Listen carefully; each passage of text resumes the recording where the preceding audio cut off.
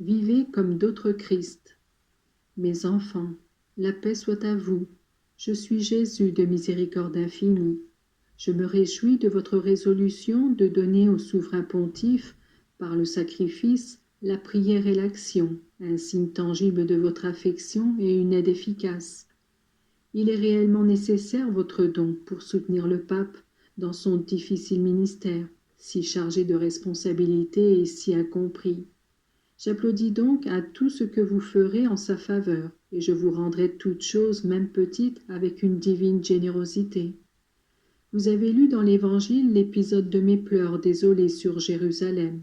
Eh bien, la Jérusalem d'aujourd'hui et de tous les temps, c'est l'Église, sur laquelle, comme jadis, je pleure avec désolation. Je pleure sur les âmes qui n'acceptent pas ma parole, ni mes appels aimants, sur celles qui sèment partout la ruine, au-dedans et au-dehors d'elles-mêmes. On néglige les commandements de Dieu, on refuse l'obéissance au souverain pontife qui conduit l'Église, et le péché étend partout sa domination. Si en temps de guerre les ennemis entrent dans une ville, ils bouleversent tout, ils détruisent tout. Aujourd'hui aussi c'est un temps de guerre, la guerre du péché contre la grâce, du prince des ténèbres contre le prince de la lumière, et la bataille se déroule même à l'intérieur des murs de la cité sainte, l'Église, et de mon royaume qui est celui des âmes.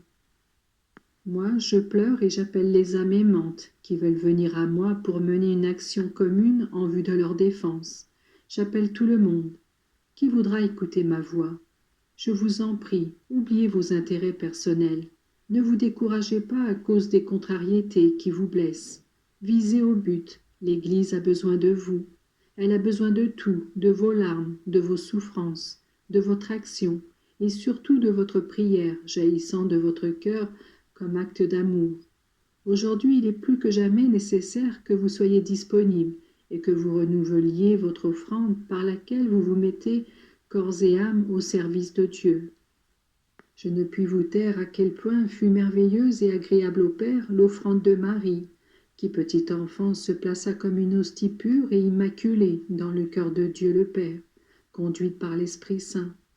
Alors aussi le monde gisait dans la mort à cause de la corruption des mœurs et le manque de foi. Marie fut l'aurore qui commença à dissiper les ténèbres en donnant réparation à Dieu. Mes enfants, dans le souvenir de celle qui me fut mère et me précéda dans l'offrande, renouvelez votre complète donation à Dieu. Que celui qui est consacré dans la vie religieuse ou sacerdotale renforce ses liens d'amour et vive saintement cet appel en correspondant à mes dons. Que celui qui est laïque, marié ou célibataire et qui vit dans le monde, sache en combattant le péché en lui-même et autour de lui, témoigner du royaume de Dieu. Il y en a beaucoup qui critiquent la société et l'Église, comme si elles étaient des entités en dehors d'eux. La société et l'Église, c'est vous, c'est chacun de vous. On ne pourra donc transformer l'une et l'autre qu'en transformant les individus. Et le premier pas, c'est de faire de sa propre existence un don à Dieu, le Père en union avec moi, animé par l'amour de l'Esprit Saint, âme de votre âme et de l'Église tout entière. Si le passé vous trouble, si le présent est douloureux, si l'avenir est incertain, vous devez vous appuyer uniquement sur celui qui demeure immuable dans le temps et qui sera votre récompense et votre joie pendant toute l'éternité.